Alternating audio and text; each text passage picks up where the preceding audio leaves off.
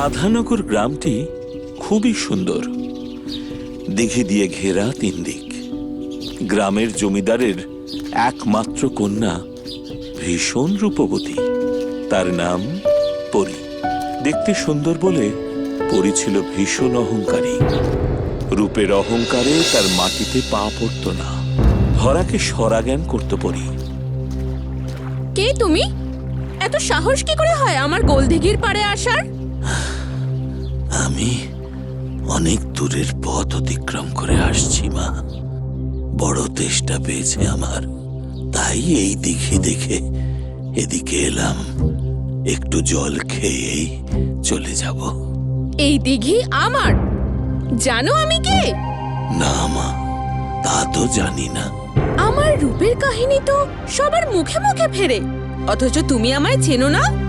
এত অপমান! চলে যাও এখান থেকে। হতে পারো তুমি রূপবতী, কিন্তু তুমি খুবই নির্দয়। তুমি কোথাকার এক সামান্য ব্রাহ্মণ, আমার মতো রূপবতীকে নির্দয় বলার স্পর্ধা করো কি করে? প্রহরী, এক্ষুনি ওর গর্দান নাও। সামান্য জল খেতে চাওয়ার এত বড় শাস্তি? আমি তোমায় অভিশাপ দিচ্ছি। যে রূপের অহংকারে তুমি মানুষকে মানুষ বলে জ্ঞান করো না, সেই রূপ তোমার ধ্বংস হয়ে যাবে। এই দিঘিতেই এক কুদৃশ্য পরী হয়ে বন্দী থাকবে তুমি। হায় হায়, এ আমার কি হলো? আমি যে কুৎসিত হয়ে গেলাম। কোথায় গেল আমার রূপ?